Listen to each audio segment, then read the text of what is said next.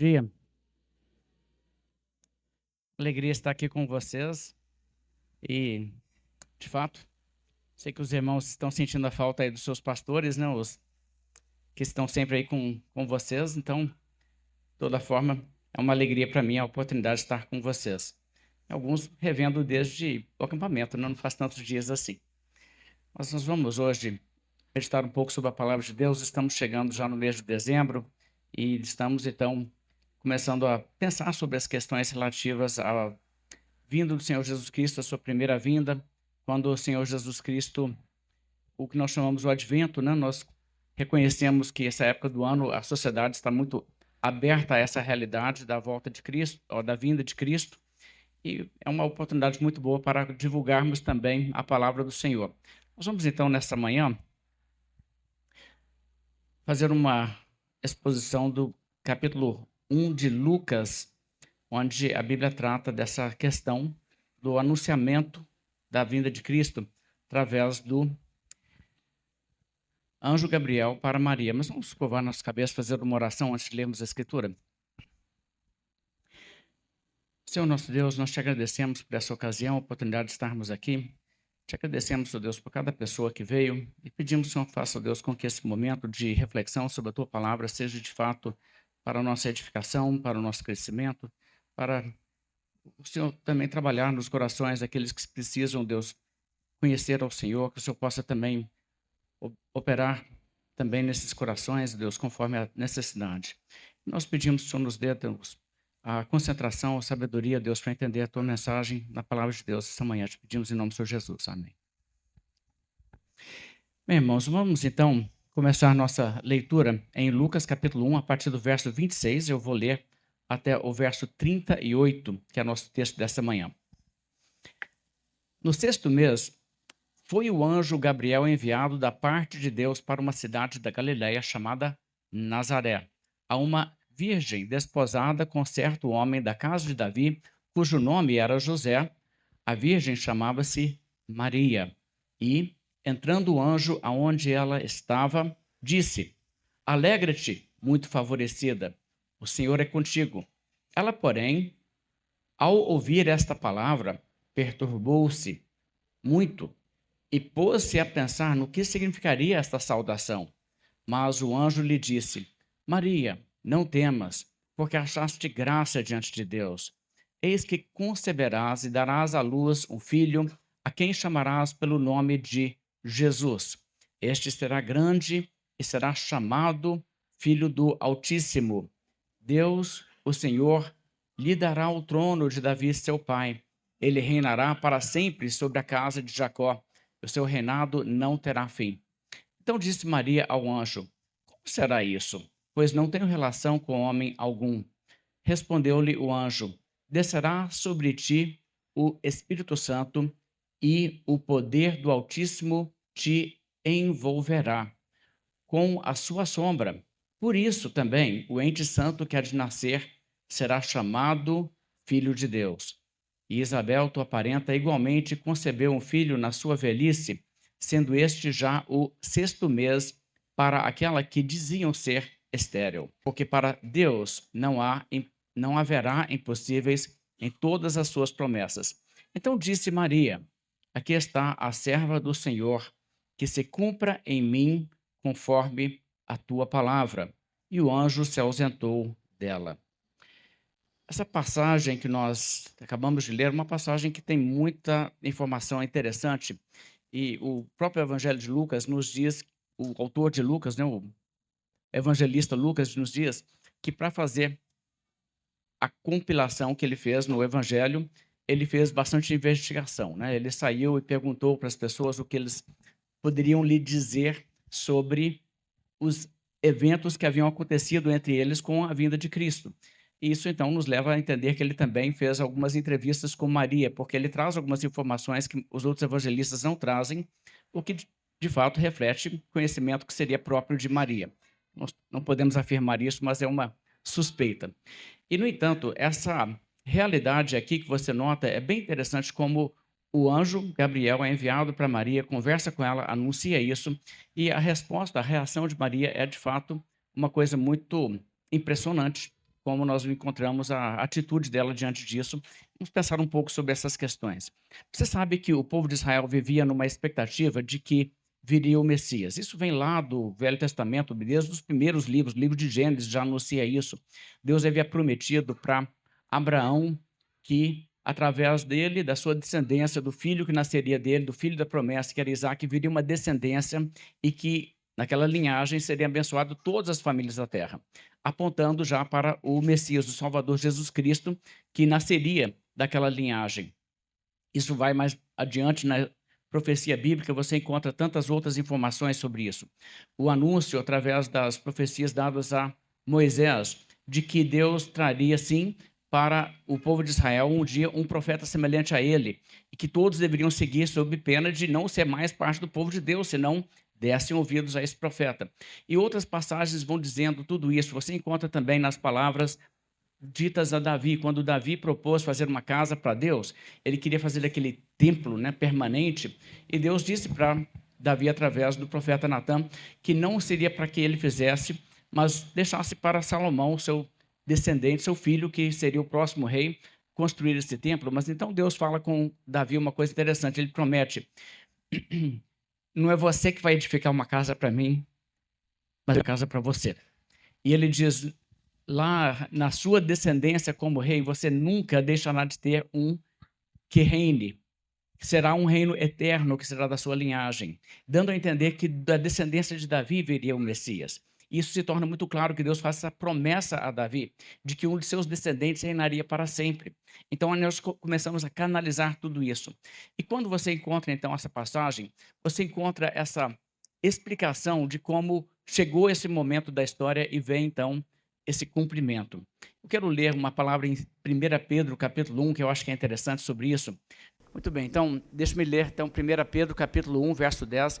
Foi a respeito desta salvação que os profetas indagaram e inquiriram, os quais profetizaram acerca da graça a vós outros destinada, investigando atentamente qual a ocasião ou quais as circunstâncias oportunas indicadas pelo Espírito de Cristo que neles estava, ao dar de antemão testemunho sobre os sofrimentos referentes a Cristo e sobre as glórias que os seguiriam, que seguiriam aos seus sofrimentos.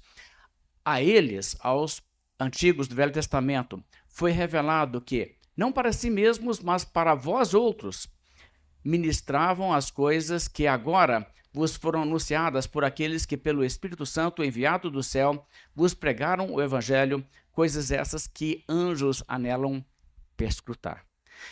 É interessante isso, como ele diz que existe então essa salvação profetizada lá atrás. Os profetas que receberam essas informações, você pode imaginar, por exemplo, Isaías, que escreveu tanto sobre a vinda do Messias, né?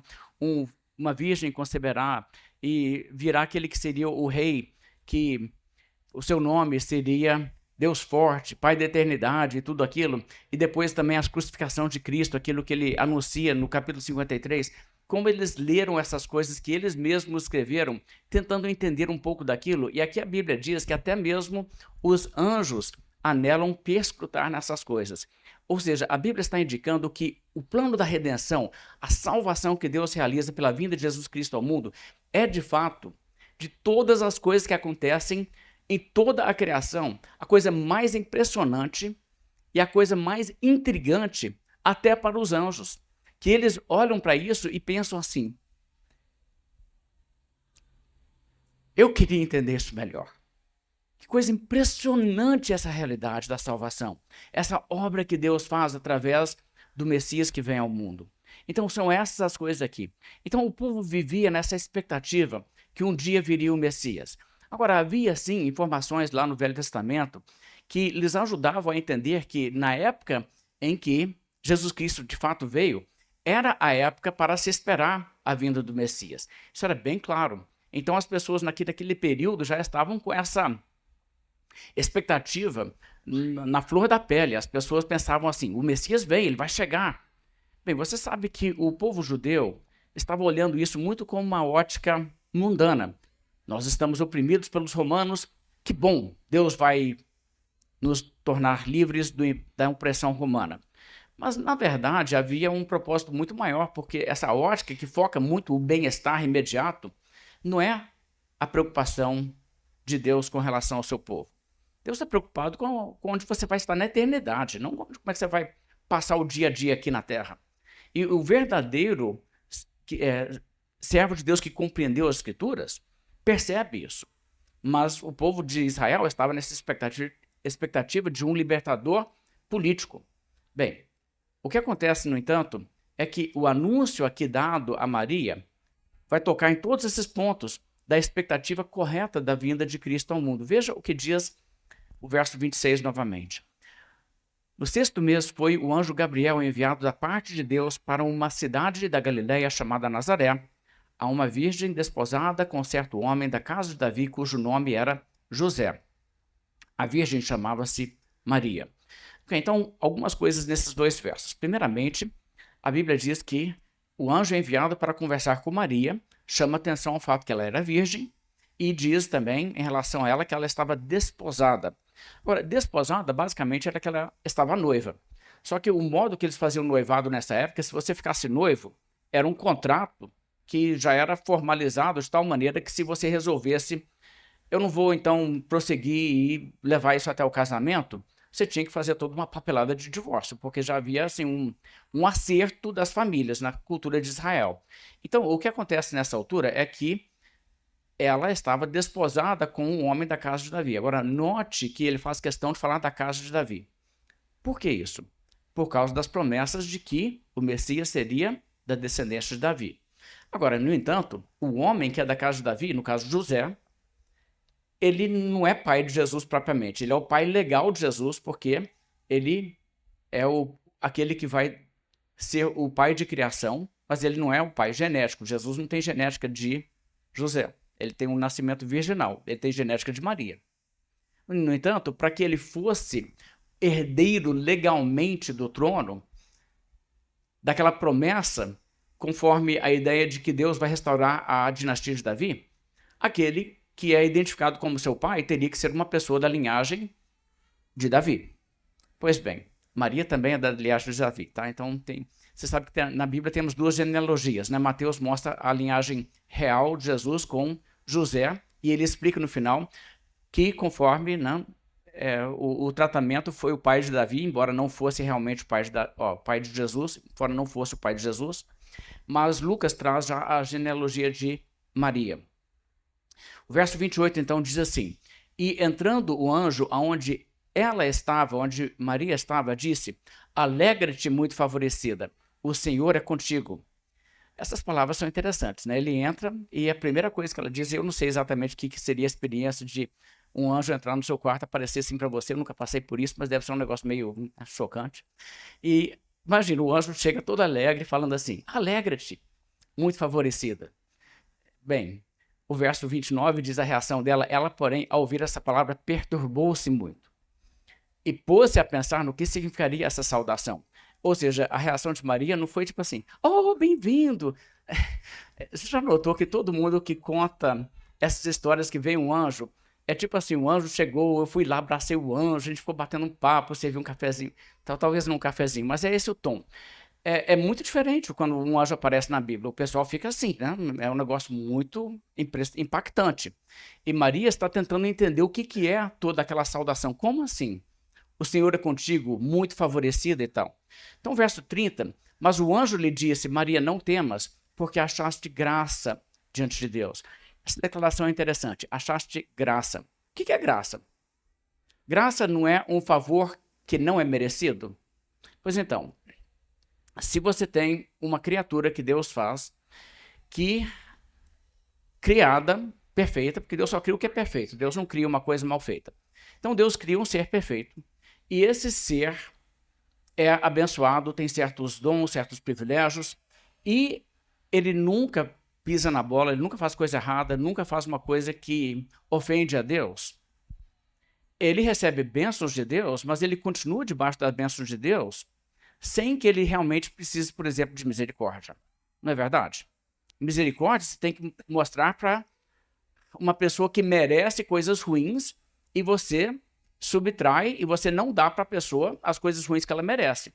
Então, por exemplo, se você é uma pessoa culpada e deveria ser punida com uma pena de cadeia por alguma coisa, mas existe um sistema aí que dá misericórdia ao seu caso, reconhece o seu erro, aponta o seu erro, diz, mas nesse caso aqui, nós vamos te isentar da punição, ou nós vamos reduzir a sua punição, nós vamos dar a você uma punição menor do que você realmente merece, você está então recebendo misericórdia. Agora, graça é uma palavra que ainda vai além, porque graça é onde você recebe benefícios que são contrários aos seus méritos. Que o que você merece é coisa ruim, e o que você recebe é coisa boa. Então, ou seja, não ir para o inferno é misericórdia. Ter vida eterna é graça para aquele que é pecador. E nesse caso, é dito a ela que ela achou graça diante de Deus. Deus tratou ela com uma forma graciosa. Isso é muito interessante porque isso explica a pessoa que Maria é. A pessoa que é uma pessoa justa, uma pessoa que serve a Deus, que ama a Deus, que tem os valores corretos, é graça. E se você notar, existe um paralelo nessa frase, achaste graça diante de Deus, com Gênesis capítulo 6. Lembra em Gênesis capítulo 6 como Deus estava para destruir o mundo? Eu quero ler nessa passagem um pouco e observe aqui onde você vai perceber um ponto de contato. Gênesis 6, verso 5 diz, viu o Senhor que a maldade do homem se havia multiplicado na terra e que era continuamente mal todo desígnio do seu coração. Então arrependeu-se o Senhor de ter feito o homem na terra, e isso lhe pesou o coração. Disse o Senhor, farei desaparecer da face da terra o homem que criei, o homem, o animal, os répteis e as aves do céu, porque me arrependo de os haver feito. Porém Noé achou graça diante de Deus. Viu a semelhança, a mesma linguagem? Agora vamos então perceber o que está acontecendo aqui, que eu disse que tem um paralelo aqui. Qual que era a condição da nação de Israel nos dias que Jesus Cristo veio? A nação estava em fidelidade com Deus? Estava indo bem? Você sabe que ao longo da história de Israel eles tiveram momentos melhores e momentos piores. Nunca teve um momento realmente em que você olharia e diria todo mundo é convertido, todo mundo é salvo, existe assim uma nação totalmente justa. Não havia isso, mas houve períodos em que o povo estava andando com Deus de uma forma bem visível. Havia uma quantidade muito expressiva de gente fiel, essas pessoas no comando da nação, instruindo as pessoas que estavam chegando, os novos que nasciam, eles estavam indo bem. Agora, havia também períodos em que a nação estava muito mal, muito, muito, muito mal mesmo, em ponto de Deus trazer juízo sobre essas pessoas. E isso é parte da história toda do povo de Israel no Velho Testamento. Desde que eles entraram na Terra Prometida, você tem aqueles momentos como, sob a liderança de Josué, o povo está guardando a aliança com Deus, fazendo a coisa certa, essencialmente, e então você tem Deus dando vitória e só dando vitória, e depois você tem aqueles momentos em que eles, o livro de Juízes é cheio disso, e eles afastam-se de Deus e caem na idolatria, e Deus os abandona para seus inimigos, e depois, quando eles se arrependem, clamam a Deus, Deus levanta um juiz e eles os liberta, e assim é um vai e vem constante. E você pode chegar em qualquer momento da história de Israel, do Velho Testamento ali, e analisar qual é o estado da nação em termos de Deus está os abençoando ou eles estão sob o juízo, e você pode, a partir daquilo ali, tirar já uma dedução do qual é a condição espiritual da nação. Porque essa era a natureza do velho pacto. O pacto de Deus com a nação de Israel era um pacto de benefícios terrenos. Claro que a nova aliança é de promessas superiores, né, com bênçãos superiores. Mas aquela aliança que eles tinham como um povo de Deus debaixo da lei de Moisés, era uma aliança tal que se eles estivessem obedientes, eles não iam ter seca, não ia ter falta de chuva, eles iam ter campos frutíferos, os animais iam ter bastante cria, eles iam ter abundância de tudo, eles não iam ter doenças assolando a nação, eles não iam ter epidemias e coisas assim, não teriam nem mesmo derrotas para países estrangeiros. E não foi assim nos períodos em que eles estavam dando certo? Foi exatamente assim. Bem, e eles ainda estão aqui, nessa altura, debaixo da velha aliança. Quando Jesus nasce, ele nasceu sob a lei. Então, se ele nasceu sob a lei, como estava o país? Você sabe que eles estavam subjugados com os romanos. Os romanos estavam ali fazendo o povo sofrer muito. Era uma condição muito ruim para o povo de Israel viver ali sob os romanos.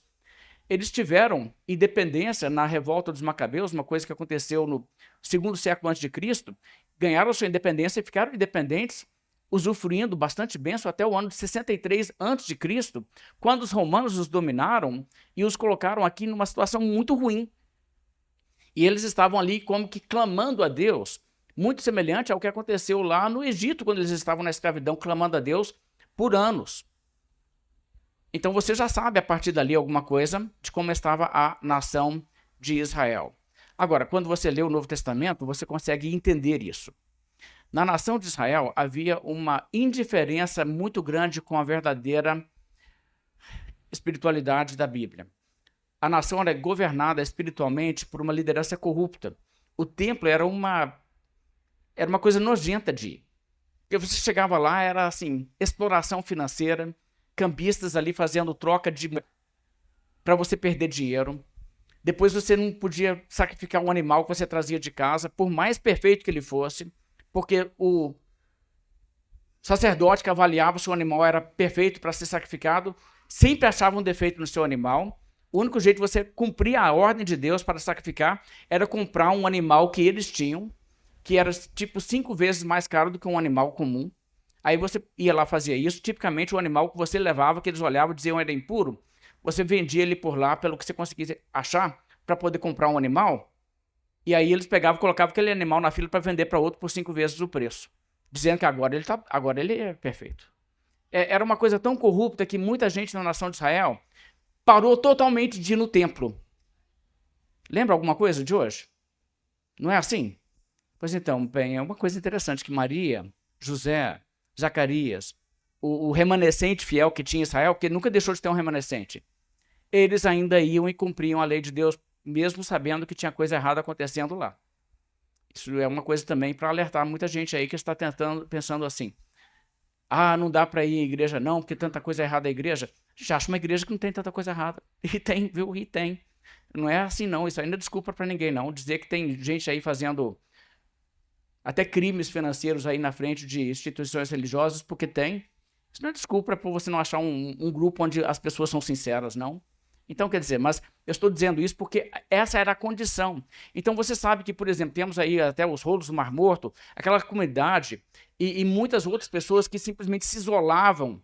Eles se isolavam porque diziam, não tem jeito, a nação está um caos. E aquelas pessoas lá também, muitas vezes, não eram tão puras assim, não. Eles meio que se achavam, mas eles também tinham lá seus defeitos. E a nação de Israel estava de uma tal maneira que a profecia de Malaquias, lá no finalzinho do último livro do cânone do Velho Testamento, antes do período de 400 anos de silêncio, a última coisa que Deus falou que ia acontecer é que antes que viesse o cumprimento de todas aquelas coisas profetizadas, Deus enviaria Elias. Lembra disso?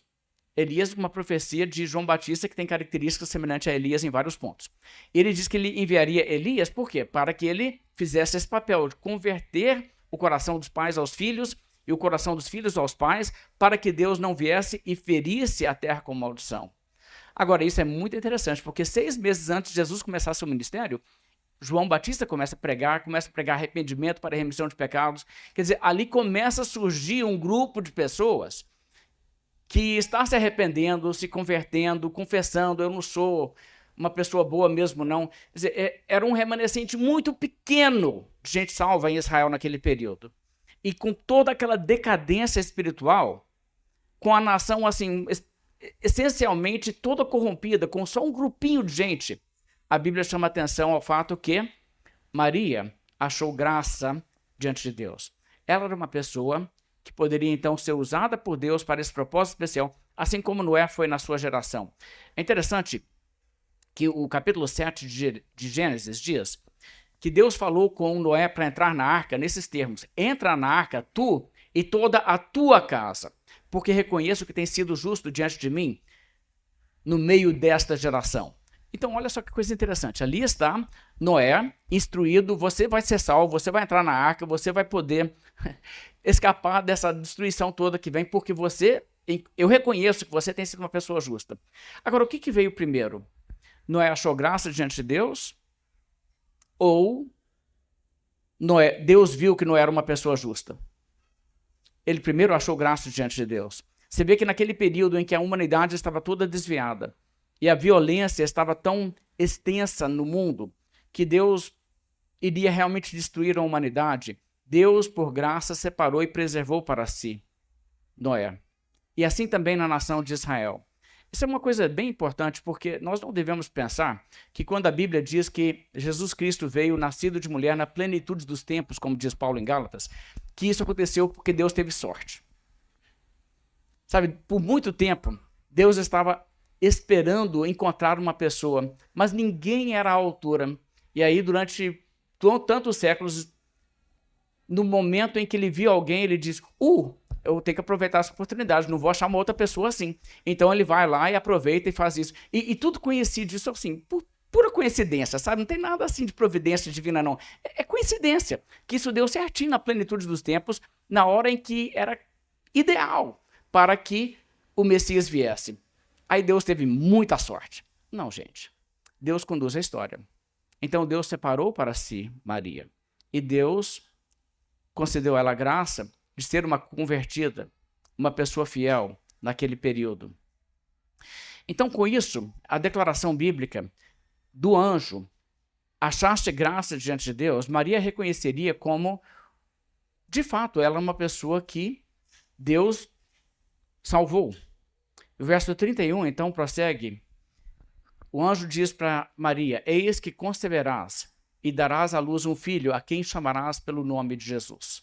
Este será grande e será chamado Filho do Altíssimo, ou seja, será chamado Filho de Deus. Isso tem conotações de divindade. No período em que eles estavam ali, você sabe que dizer que uma pessoa tinha Deus por seu próprio pai era igualar-se com Deus. No povo de Israel, essa ideia era bem estabelecida, então por isso que eles quiseram até apedrejar Jesus, porque ele fazia de Deus seu próprio pai nesse sentido. Bem, então, o anjo já anuncia, ele será grande e será chamado Filho do Altíssimo. Deus, o Senhor, lhe dará o trono de Davi, seu pai, ou seja, ele será o herdeiro daquelas promessas, daquela aliança feita com Davi, de que um dia o seu descendente reinaria para sempre. E então diz o verso 33, ele reinará para sempre sobre a casa de Jacó, e o seu reinado não terá fim. Veja que não está dizendo que o que vai acontecer então a essa altura é que Deus vai restaurar a linhagem de Davi no trono. E então esse indivíduo, que será seu filho, vai reinar no trono de Davi, mas ele vai morrer e deixar para o seu filho e para o seu neto e coisa assim, para que eventualmente talvez venha dessa linhagem lá na frente aquele indivíduo que para sempre reinará. Não, o texto aqui diz que este indivíduo que vai nascer de Maria é aquele que vai reinar para sempre. Ele vai ter um reino interminável. Verso 34 então diz, então disse Maria ao anjo, como será isso, pois não tem relação com homem algum? Porque essa declaração demonstra que o conteúdo que já foi dado diz para ela que o que acontecerá é que Deus vai operar que ela tenha um filho. Ela não está grávida ainda, mas ela terá um filho, mas isso acontecerá ela independentemente de José. É uma coisa que Deus fará com que ela tenha um filho. Então ela faz essa pergunta, o verso 35 explica. Respondeu-lhe o anjo, descerá sobre ti o Espírito Santo e o poder do Altíssimo te envolverá com a sua sombra. Por isso também o ente santo que há de nascer será chamado Filho de Deus. Isabel, tua parenta, igualmente concebeu um filho na velhice, sendo este já o 6º mês para aquela que diziam ser estéril. Porque para Deus não haverá impossíveis em todas as suas promessas. Então veja, aqui o anjo explica, sabe Isabel, a sua parenta que diz, né? Na sua velhice, depois que já não tinha mais nenhuma expectativa de ser mãe, ela está grávida. Ela está grávida de 6 meses, ela é mãe de João Batista. Isso é milagre. Então, se Deus pode fazer isso, e o filho ali é concebido naturalmente, mas milagre porque ela já não estava mais tendo condições físicas para conceber. No caso de Maria, o que Deus diz para ela através do anjo é que ela teria uma gravidez sem um pai humano. Ele diz que é o Espírito Santo que vai operar em você um milagre. E isso em si já é uma ideia bem interessante, porque o que a Bíblia está então aqui reforçando é um fato que o Novo Testamento explica e reforça que Jesus Cristo nasceu de um nascimento virginal.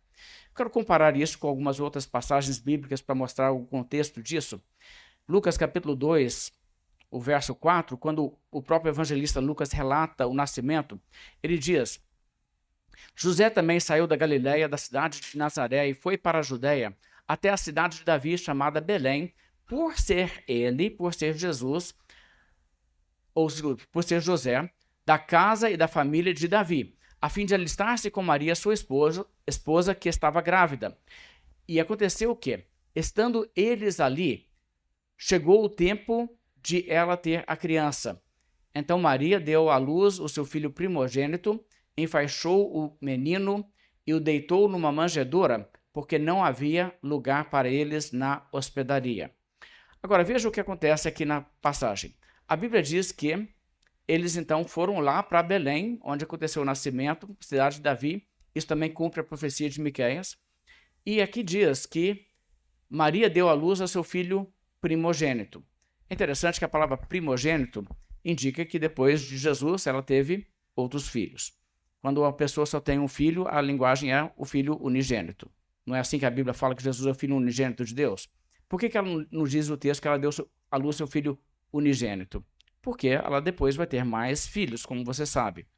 Mateus capítulo 1, a partir do verso 18, nós encontramos como Mateus também enfatiza esse fato, que Maria vai ter um nascimento sem ter tido relação qualquer com o seu esposo. Mateus 1,18 diz: o nascimento de Jesus Cristo foi assim. Maria, sua mãe, estava comprometida para casar com José. Mas antes de se unirem, ela se achou grávida pelo Espírito Santo. Veja que ele entra então no ponto que já é depois do anúncio do anjo, porque ele diz: vai ser gerado em você uma criança. Ela ainda não está grávida no momento que Gabriel conversa com ela. Aqui ele diz: ela se achou já grávida do Espírito Santo. O milagre aconteceu.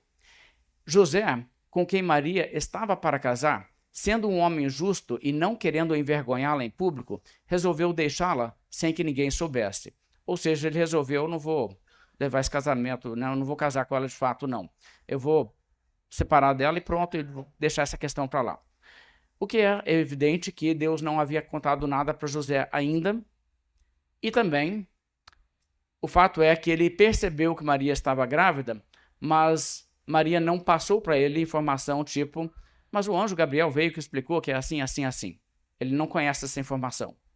Verso 24, então. Quando José despertou, o anjo Gabriel conversou com ele em sonho, fez como o anjo do Senhor lhe havia ordenado e recebeu Maria por esposa, porém não teve relações com ela, enquanto ela não deu à luz um filho, a quem pôs o nome de Jesus. E a indicação aqui é que depois que ela teve o filho Jesus, eles tiveram uma vida de casados normal. E ele teve relações com ela. É de onde vêm os irmãos de Jesus que você encontra: Tiago, José, Simão, Judas, e fora as irmãs que nós não sabemos os nomes. Então, a Bíblia fala sobre essas coisas e, de fato, irmãos, seria uma violação de um princípio da palavra de Deus se eles tivessem casado, mas não tivessem tido relação. Você sabe, se você conhece a Escritura, 1 Coríntios capítulo 7 lida com isso. A Bíblia diz que os casados têm, nesse sentido, um dever um para com o outro.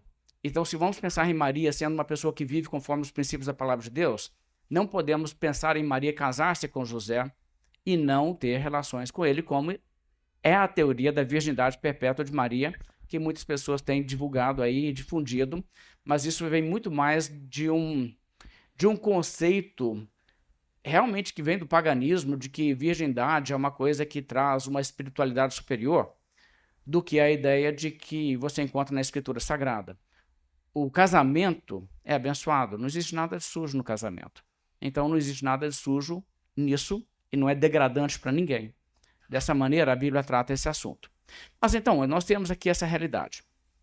Agora, eu quero chamar a atenção a um ponto, a um detalhe que você vai encontrar na passagem lá de Lucas, onde diz que o ente santo que há de nascer.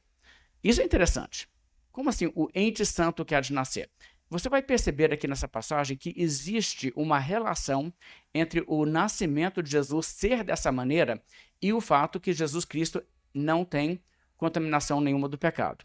capítulo 1 de Lucas, verso 35, eu quero ler mais duas traduções, que além da tradução que eu já li, eu estou usando a revista atualizada, mas as traduções chamam a atenção a isso. Eu quero que você ouça isso com outras palavras, para você perceber que o ponto está aqui e os tradutores extraem isso para o português para que você note. A Almeida século 21 coloca assim: o anjo respondeu, o Espírito Santo virá sobre ti e o poder do Altíssimo te cobrirá com a sua sombra. Por isso, ou seja, por causa de ser assim o modo em que você vai se engravidar. Ele diz, por isso, aquele que nascerá será santo. Que interessante. Por causa do seu nascimento virginal, assim, aquele que nascerá será santo. A NVT, tradução NVT, diz, o anjo respondeu, o Espírito Santo virá sobre você e o poder do Altíssimo a cobrirá com a sua sombra. Portanto, o bebê que vai nascer será santo. Vocês notaram de novo essa ênfase? Já que o nascimento será desse tipo de nascimento virginal, o bebê será santo. Agora, o que está acontecendo aqui? Qual que é o problema? Bem, o problema é que quando você entende a teologia bíblica, você entende que a Bíblia mostra que lá atrás, quando Adão pecou, ele passou a gerar filhos à sua imagem, não na condição em que ele estava quando ele foi criado, que ele foi criado sem pecado nenhum. Mas ele gerou o seu primeiro filho depois que ele já havia caído. E ele gerou a sua semelhança. Ele gerou com as tendências e a natureza corrompida que ele tinha. Porque no dia em que Adão e Eva pecaram, eles então foram acometidos de uma corrupção da sua natureza. Isso é muito claro na Bíblia. Eu quero então chamar a atenção a algumas passagens que mostram isso, que a nossa natureza, quando nós somos concebidos, já é uma natureza corrompida, é a doutrina do pecado original. Ela está muito clara na Bíblia. Tem gente que diz, eu não achei pecado original na Bíblia. Gente, a doutrina do pecado original é a mais comprovada de todas as doutrinas bíblicas na história. Olha a mazela da história humana. Teve alguém que não pecou além de Jesus? Não? E Jesus é chamado na Bíblia aquele que não conheceu o pecado, só ele. Então você tem aqui uma declaração muito clara. Romanos 8, por exemplo, no verso 3, o apóstolo Paulo diz assim, porque aquilo que a lei não podia fazer por causa da fraqueza da carne, isso fez Deus enviando o seu próprio Filho em semelhança de carne pecaminosa no que diz respeito ao pecado. Essa é uma declaração interessante. Deixa-me elaborar um pouco o que Paulo está dizendo aqui. O apóstolo Paulo está reconhecendo o seguinte, Deus tem mandamentos e leis, e existe um sentido em que, hipoteticamente, uma pessoa poderia ter vida eterna por guardar a lei. Hipoteticamente. Na realidade, ninguém é salvo, ninguém é justificado pela lei. Mas como que seria essa questão hipotética? Bem, seria assim. Se uma pessoa simplesmente nunca pecasse ao longo de toda a sua vida, e ela só fizesse o que é certo, Deus mandaria ela para o inferno? Claro que não. Deus não condenaria ninguém que não tivesse pecado. Pois então, agora, qual que é o problema? A lei não serve como método de salvação por causa da fraqueza da carne. Porque todos pecaram e carecem da glória de Deus. Quando Adão caiu em pecado, ele não somente levou a si próprio para debaixo do pecado, como ele levou todos os seus descendentes. Porque o que ele fez o afetou e ele se tornou, então, uma pessoa com uma natureza pecaminosa. Uma pessoa inclinada para o mal, inclinada para a carne. Uma pessoa que irá pecar e é agora, ele não era pecador, ele se torna pecador quando ele peca, mas ele é agora uma pessoa que continuará a pecar porque ele é pecador. E nós já nascemos nessa condição, nós não nos tornamos pecadores quando pecamos, porque até que tomemos alguma decisão que envolva aspectos morais, nós pessoalmente não cometemos ainda pecados, certo? Embora sejamos já pecadores, por causa da nossa natureza caída. Então, quando nós começamos a pecar por nossas próprias deliberações, nós apenas externamos aquilo que nós já somos e nós pecamos porque somos pecadores e não nos tornamos pecadores quando pecamos. Então, essa realidade a Bíblia mostra aqui. Agora, deixe-me olhar mais adiante em Romanos 8, verso 6. Pois a inclinação da carne é morte. Está vendo aquela pendência para o mal que nós todos temos uma pendência para o mal, nós desejamos coisas que não deveríamos desejar, nós somos inclinados ao pecado. Pois então, a inclinação da carne é morte, mas a do Espírito é vida e paz. A do Espírito é o que acontece quando a pessoa é regenerada, quando o Espírito Santo entra na sua vida e ela já não está mais na carne, porque ela é regenerada.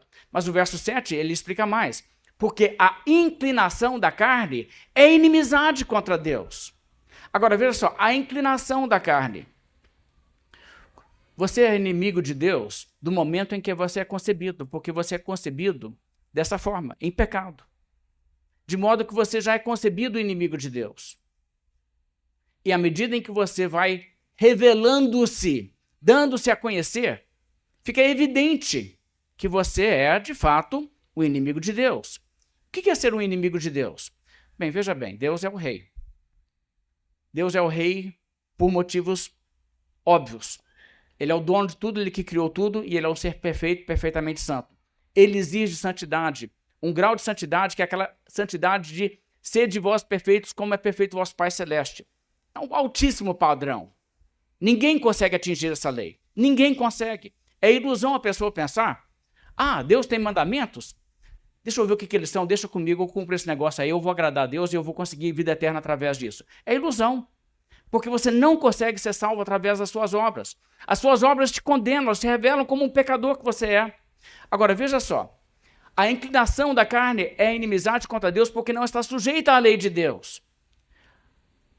Dizer para Deus, o Senhor diz assim, mas não vou fazer isso não. Isso é inimizade contra Deus. Porque as leis de Deus não são simplesmente leis arbitrárias, como muitas vezes acontece ao longo da história humana, de reis ou governos estabelecerem leis que não fazem realmente distinção entre o moralmente certo e o moralmente errado, mas é a preferência daquele ali que só quer por capricho determinar que a conduta humana seja essa, sob o seu domínio. Não, a lei de Deus é aquilo que reflete aquilo que é certo e proíbe aquilo que é errado, pela sua própria natureza. De modo que se Deus disser violação dos meus padrões, violação da minha lei, eu vou relevar, não vou tratar isso como importante, Deus estaria compactuando e aliando-se àquilo que é mal. Então, a lei de Deus, você tem que se submeter à lei de Deus, ou senão você está se colocando contra o Criador e dizendo, eu serei do mal. E Deus diz, então você está me enfrentando. E aí, você me tem por inimigo. Pessoa que quer ter inimigo, que é Deus? Tem muita gente aí que talvez você não queira ser inimigo deles, né? Talvez você já tenha dito para alguém, quero morrer seu amigo. Você quer morrer amigo de Deus. Dele você quer morrer amigo. Não teime em viver inimigo de Deus. Curve-se diante dele, arrependa-se do pecado, confesse que ele é Senhor e procure misericórdia e graça enquanto se pode achar. E Deus perdoa, e Deus transforma, e Deus liberta. Mas não insista nisso. Bem, mas eu nem terminei de ler o verso 7. Deixa-me repetir aqui o verso 7 todo e o verso 8 junto. Porque a inclinação da carne é inimizade contra Deus, pois não está sujeito à lei de Deus, nem mesmo pode estar. Olha só, nem mesmo pode estar. Portanto, os que estão na carne não podem agradar a Deus. Uau! O que o texto aqui diz é uma passagem assim, muito esclarecedora sobre a teologia de Paulo. Ele diz, veja só, essa inclinação na carne que nós temos, nós já nascemos com ela é inimizade com Deus. Porque ela é uma postura de dizer, eu não me submeto a Deus, eu não aceito, eu não me sujeito à lei de Deus. Ok, mas essa inclinação da carne, ela não se sujeita e nem mesmo pode estar sujeita. Vocês viram? A inclinação da carne não pode estar sujeita.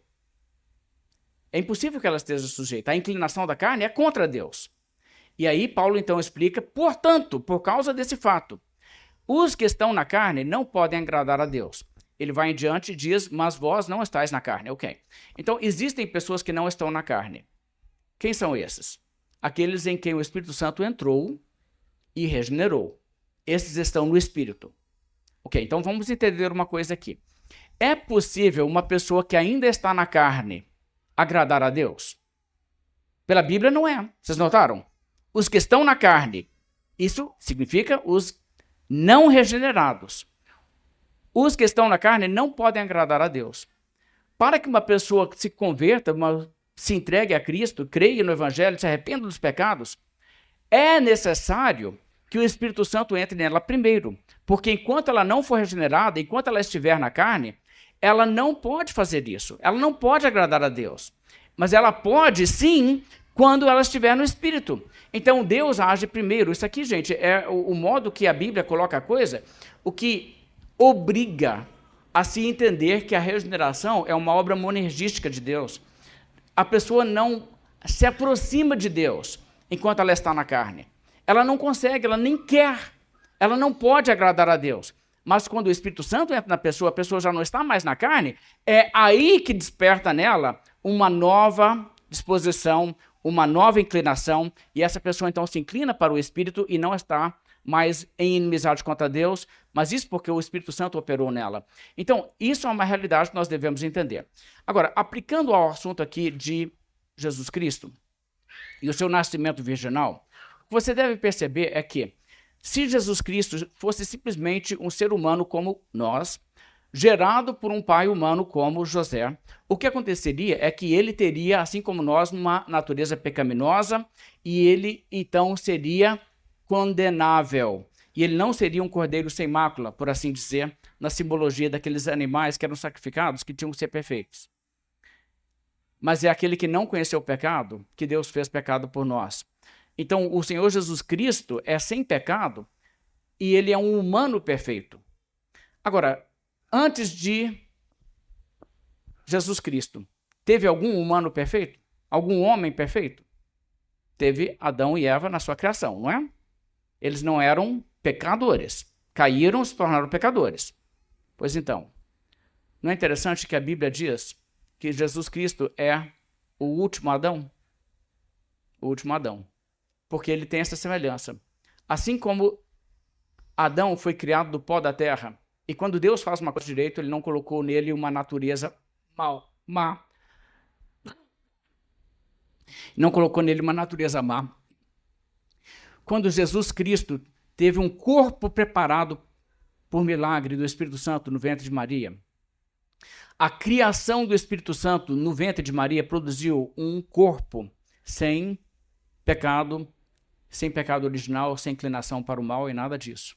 E o que acontece, então, é que o nascimento virginal faz parte dessa necessidade para que o Senhor Jesus Cristo não seja, desse modo também, um ser com natureza pecaminosa caída. Agora, então, vamos pensar um pouco sobre isso. Ok. Então, temos aqui Deus criando um corpo para Jesus. Hebreus 10 fala sobre isso, né? Corpo me formaste, a profecia lá do Velho Testamento. Mas então, Jesus Cristo é ou não é descendente de Davi? Ele é ou não é descendente de Adão? Sim, ele é. A genealogia de Jesus, que é a de Maria, a que você encontra em Lucas 3, conclui com essas palavras, que vai voltando regressivamente, diz Cainã, filho de Enos, Enos, filho de Sete, e este filho de Adão, filho de Deus. Muito interessante.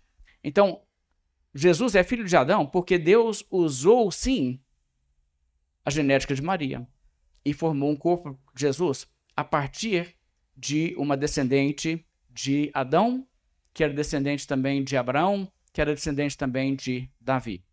Agora, tem um detalhe sobre isso que você pode olhar na Escritura, que pode ser um caso você querer estudar, se você quiser analisar isso com mais detalhe. Eu não vou entrar em detalhe agora, eu vou só dizer alguma coisa sobre os textos, não vou entrar em uma leitura extensa, que seria uma leitura extensa. Mas no capítulo 36 de Jeremias, existe uma palavra dirigida ao rei Joaquim, que é o rei legítimo de Israel naquela altura. É descendente de Davi, que está reinando em Israel. Esse homem era um homem muito mau.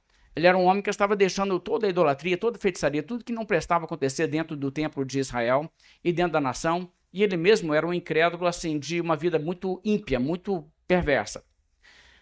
Com o profeta Jeremias, ele está sendo confrontado pelo seu pecado, e, em certa altura, ele pega o livro que Jeremias vem escrevendo, as profecias, e ele então queima esse livro, ele corta ele com canivete, joga aquilo na fogueira da sua lareira lá na casa de inverno e queima o livro.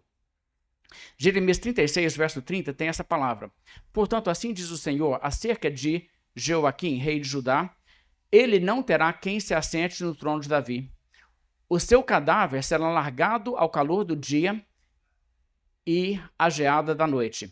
Castigá-lo-ei e a sua descendência. Bem interessante isso. Se você for para o capítulo 38, entra em mais detalhes. Desculpe. Talvez não seja o capítulo 38. Eu teria que conferir aqui. Mas existem passagens que explicam mais isso, que ele será como uma pessoa que da descendência dele não virá nenhum a ser rei. Agora, olha só que coisa interessante. Você tem, então, o último rei de Israel ali, que está na linhagem dos reis ali de Davi, perde o trono, Nabucodonosor destrói a nação e ele deixa de ser rei. E existe uma maldição julgada sobre ele, que ele não poderia, nenhum descendente, nem ele mais, nem nenhum descendente dele poderia ser rei do povo de Deus. Mas aí você tem o fato que, para você restaurar o tabernáculo caído de Davi, na linguagem do profeta Amós, o que você teria que ter é alguém que é da linhagem desse homem, para traçar ali o seu direito ao trono. Pois você sabe que uma coisa interessante? José, marido de Maria, era da descendência de Joaquim. Que interessante. De modo que, como o pai legal de Jesus, ele era também aquele que poderia, sim, transmitir o direito legal ao trono para um filho seu. E o seu filho primogênito, Jesus. Jesus não fosse seu filho primogênito, seria direito de outro. Bem, e o que acontece agora? Só que existe essa maldição sobre Joaquim e todos seus descendentes, para que nenhum deles reinasse. Bem, Maria é descendente de Davi também, mas dando volta da linhagem de Joaquim por outros. Ela é descendente de Davi da linhagem real, mas não descendente de Joaquim. Ou seja, Deus não fez promessa a Joaquim, Deus fez promessa para quem? Para Davi, que é um descendente dele. Então Deus, através dessa maneira de usar uma mulher da descendência de Davi, da linhagem real, mas não descendente de Joaquim, ele colocou uma pessoa numa condição única. O único que poderia cumprir a profecia, ter direito legal ao trono e ainda ser descendente de Davi e não cair sob a maldição dada a Joaquim. A Bíblia tem coisas, gente, que é muito importante você perceber, como que Jesus é o único que cumpre as profecias. Não tem outro. Uma pessoa para cumprir a profecia de ser o Messias, tem gente que está achando assim, um dia ainda vai vir o Messias. Gente, o Messias já veio. Estude a profecia das 70 semanas de Daniel. Tem uma época muito específica. Estude a profecia de Daniel, capítulo 2. Tem que vir no período do quarto reino, que é o reino de Roma, que já caiu há muito tempo. Quer dizer, é naquele período em que viria, é da linhagem de Davi, nascer em Belém da Judéia. São coisas que não tem como acontecer simplesmente por acaso. As evidências de que Davi é o cumprimento da expectativa messiânica do Velho Testamento são riquíssimas. Agora, deixa eu te dar um exemplo, uma coisa bem interessante. Com poucos detalhes, você consegue enviar um pacote pelo correio ou qualquer outra entregadora que chega em qualquer pessoa no mundo. Já notou o quanto isso é impressionante? Se você souber o nome da pessoa, o nome da rua, o número da casa, a cidade, com essas informações, no planeta inteiro você acerta qualquer pessoa que você precisar de fazer uma entrega. Com as informações que você tem na Bíblia sobre o Messias ser da descendência de Abraão, da linhagem de Davi, nascido em Belém, nascido na época do Império Romano, dentro daquele prazo estipulado do cumprimento das 70 semanas de Daniel, no capítulo 9. E essas outras profecias, muitas que eu poderia agregar, mas só com essas aí você elimina todas as possibilidades e emerge apenas um indivíduo que poderia ser. E aí você vai achando todos esses outros detalhes das profecias bíblicas. E você vai percebendo, gente, a possibilidade de acontecer uma pessoa como Jesus, que ainda não somente cumprisse todas essas profecias, mas ainda se tornasse uma pessoa crida no mundo inteiro, transformando vidas aos séculos, desde sua vinda. Isso é uma coisa muito sobrenatural. Gente, a Bíblia é um livro verdadeiro, pode ter certeza. Mas deixe-me, então, voltar para o nosso texto de Lucas. Eu quero dizer uma palavra sobre a atitude de Maria aqui. Maria, que foi tão agraciada para ser uma luz no meio daquele país que estava em tantas trevas, tem essa reação, verso 38. Então disse Maria, aqui está a serva do Senhor, que se cumpre em mim conforme a tua palavra. E o anjo se ausentou dela. Essa atitude de Maria é, de fato, uma atitude impressionante. É uma submissão a Deus que é realmente admirável. Porque olha o que está acontecendo. O anjo está explicando para ela, Maria, você vai ficar grávida por um milagre. Você não vai ter não vai casar com José para ter um filho, não, tá? Isso vai acontecer de uma vez. Você vai ficar grávida pelo Espírito Santo. O que isso implicava para ela? As consequências que isso implicava para ela? Isso implicava em consequências extremamente complicadas. Ela poderia realmente ser morta por causa disso. Ela também poderia passar assim, muita vergonha. Era uma história que ficaria muito difícil de contar, né? Imagina. Ela chegar para o José e contar para o José. José, deixa eu te contar uma coisa. Eu vou estar grávida, mas é assim, tá? O anjo Gabriel, sabe o Gabriel? Aquele que conversava às vezes com Daniel? Então, ele apareceu para mim, conversou comigo e me explicou uma coisa assim. Você não acha que José ia olhar isso com uma suspeita assim muito estranha? Isso não era uma coisa assim muito fácil de fazer. E de fato, ela, tudo indica, não compartilhou nada disso com José. José toma essa informação do próprio anjo Gabriel. Eu acho que ela foi muito sábia nessa decisão. Ela deixou Deus resolver esse BO aí, ela deixou com Deus. Mas olha só. A atitude de Maria era uma atitude que diz, olha, eu não sei o que vai acontecer. Mas se o senhor está falando isso, e o seu plano para a minha vida é que eu faça esse papel, ok. Então, as consequências que vierem disso aí, o senhor toma conta disso aí. E ela se entrega a esse papel com essa espontaneidade. E quando ela fala, tudo bem, o anjo não diz para ela. Então, ó, que bom, né? Agora deixa eu explicar o que vai acontecer. Eu vou agora ter uma conversa com o José para ele ficar sabendo também, tá? Vai dar tudo certinho, vai ficar beleza. Não. O anjo fala assim, ok, e foi embora. E ela fica ali naquela incerteza, mas aceitando. E a atitude dela é um exemplo de uma pessoa que diz, olha, o que Deus pede de mim, eu vou me entregar a fazer, e aí vem o que vier. Vem o que vier. Se vier por causa disso aí, isolamento dos meus amigos, se vier aí consequências na minha vida financeira, se as pessoas me perseguirem por causa disso, se eu for um mártir por causa disso, quer saber? A minha vida está nas mãos de Deus. Eu vou obedecer a Deus, vou deixar as consequências com Ele, e o que Deus quiser fazer de mim, que Ele faça. Essa é a atitude de Maria, e isso é uma atitude de uma serva do Senhor. Ela usa a palavra serva do Senhor. É como se ela estivesse colocando, tipo assim, eu não sou nada a não ser uma escrava mesmo. Sou uma escrava.